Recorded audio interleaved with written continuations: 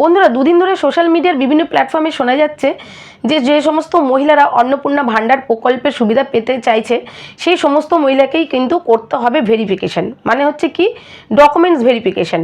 আর এই ডকুমেন্টস ভেরিফিকেশনটার ব্যাপারটা আদৌ কতটা সত্যি না পুরোটাই মিথ্যে, আর যদি সত্যি হয় তাহলে সেই ডকুমেন্টস ভেরিফিকেশনটা করতে হবে কিভাবে, আর কোন মহিলাদেরকে করতে হবে, এটা করতে কি অনলাইনে করব না এটা অফলাইনেই হবে, আর কি কি ডকুমেন্টস লাগবে, সমস্ত বিষয়ে কিন্তু আলোচনা করব আমি এই ভিডিওর মাধ্যমে। তাই ভিডিওটি স্কিপ করবে না যারা বিশেষ করে অন্নপূর্ণা ভাণ্ডার প্রকল্পে সুবিধা পেতে চাইছো। তো তোমরা সবাই জানো, জবের থেকে নতুন সরকার গঠন হয়েছে, সেই সরকার কিন্তু অনেকগুলো প্রতিশ্রুতি দিয়েছিলেন। তার মধ্যে একটা প্রতিশ্রুতি কি, সেটা হলো অন্নপূর্ণা ভাণ্ডারের প্রকল্প।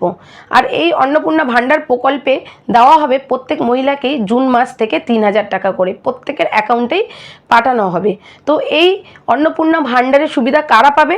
যারা লক্ষ্মীর ভাণ্ডারের সুবিধা পেত সেই সমস্ত মহিলারাই কিন্তু অন্নপূর্ণা ভাণ্ডারের সুবিধাটি পাবে। তো এই সুবিধা পাওয়ার জন্য সরকার কিন্তু প্রত্যেক মহিলাকেই বলেছিল যে অ্যাকাউন্টের সাথে আধারে ডিবিটি লিঙ্ক করে নিতে। তো আশা করি ইতিমধ্যে প্রত্যেক মহিলারাই ডিবিটি লিঙ্ক করে নিয়েছো। কিন্তু ইদানিং ভেসে আসছে যে শুধু ডিবিটি লিঙ্ক থাকলেই হবে না, তার পাশাপাশি করতে হবে ডকুমেন্টস ভেরিফিকেশন।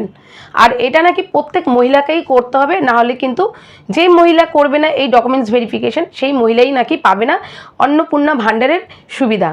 তো বন্ধুরা দেখো, জবের থেকে এই অন্নপূর্ণা ভাণ্ডারের স্কিমটি এসেছে, তবের থেকে কিন্তু কিছু অসাধু ব্যক্তিরা বিভিন্ন ওয়েবসাইটের মাধ্যমে মানুষকে কিন্তু প্রতারণা করার চেষ্টা চালিয়ে যাচ্ছে।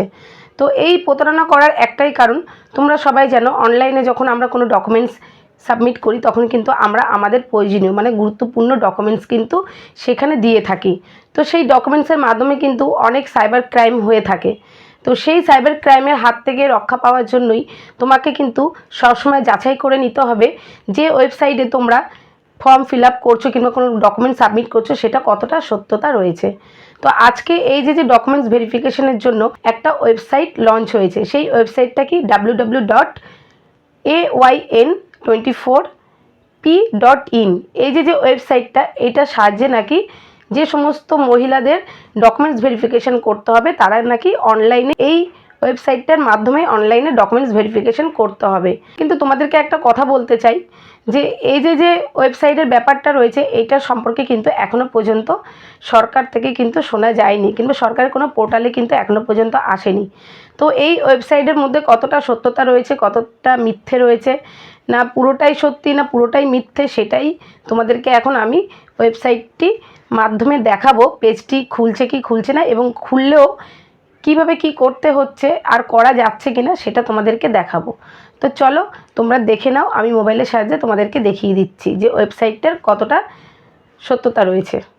তো প্রথমে তোমরা গুগল কিংবা ক্রোম যে কোনো একটা অ্যাপের মাধ্যমে ওয়েবসাইটটা খুলে নেবে, ঠিক আছে? তো চলো প্রথমে তোমরা লিখে নাও সার্চ বারে গিয়ে www.ayn24.in।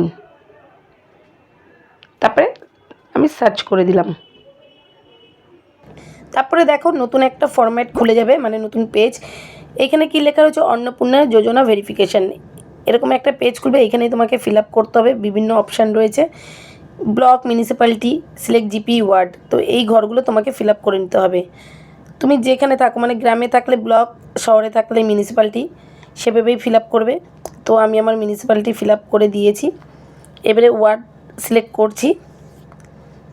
তোমরা শহরে থাকলে ওয়ার্ড, আর যদি গ্রামে থাকো তাহলে গ্রাম পঞ্চায়েতের সম্পর্কে লিখতে হবে। তারপরে রয়েছে last 4 digit bank account number. তো এইখানে তুমি তোমার ব্যাঙ্ক অ্যাকাউন্টের 4 ডিজিট নাম্বারটা বসিয়ে দেবে।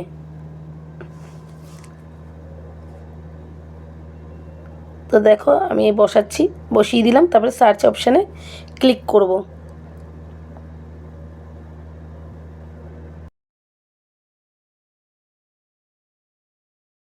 তো দেখো এখানে আমি ফিল আপ করার পরে যখন অ্যাকাউন্ট নাম্বার দিয়ে সার্চে গেলাম, তো দেখো এখানে ফেল দেখাচ্ছে। তো আমার নেক্সট পেজটা আর অন হচ্ছে না, মানে ওপেন হচ্ছে না। তো তাই বলবো যে অ্যাপটা তো পুরোপুরি আমি দেখাতে পারলাম না। তো এর মধ্যে কতটা সত্যতা রয়েছে আমি জানি না, কিন্তু একটা কথাই বলবো, সরকার কিন্তু এই বিষয়ে কোনো রকমভাবে কিছু ঘোষণা করেননি। ওই সামান্য কিছু শোনা গেছে যে যাদের এসআইআরে ডিলিট হয়েছে নাম, সেই সব মহিলাদেরকেই কিন্তু ভেরিফিকেশনের জন্য ডাকা হবে, আর তাদেরকে কিন্তু কিছু ডকুমেন্টস দিতে হবে, সেটা তো আমি বলেই দিয়েছি, যেমন আধার কার্ড, ভোটার কার্ড আর ব্যাঙ্ক পাসবুকের জেরক্স। তো ভিডিওটি এই পর্যন্তই ছিল। তো যারা চিন্তায় ছিলে যে আমাদের ভেরিফিকেশান করতে হবে কি না, তো তাদের বলতে চাই সকল মহিলার জন্য কিন্তু এই ভেরিফিকেশান নয়, শুধুমাত্র এসআইআরে যাদের নাম ডিলিট হয়েছে যে সমস্ত মহিলাদের, তাদের জন্যই কিন্তু হতে পারে এই ভেরিফিকেশানটা। আর এই ভেরিফিকেশানটা কিন্তু অফলাইনেই হবে, বেশিরভাগটা শোনা যাচ্ছে অনলাইনে কিন্তু ভেরিফিকেশান হয় না। বেশিরভাগ আমরা জানি যে ভেরিফিকেশান মেনলি কিন্তু ফিজিক্যালি হয়, মানে সামনাসামনি দাঁড়িয়ে ডকুমেন্টসের মাধ্যমে কিন্তু ভেরিফিকেশানটা হয়। তো তোমাদের সব ইনফরমেশান আমি দিয়ে দিলাম। তো ভিডিওটি কেমন লাগলো অবশ্যই কিন্তু জানিও।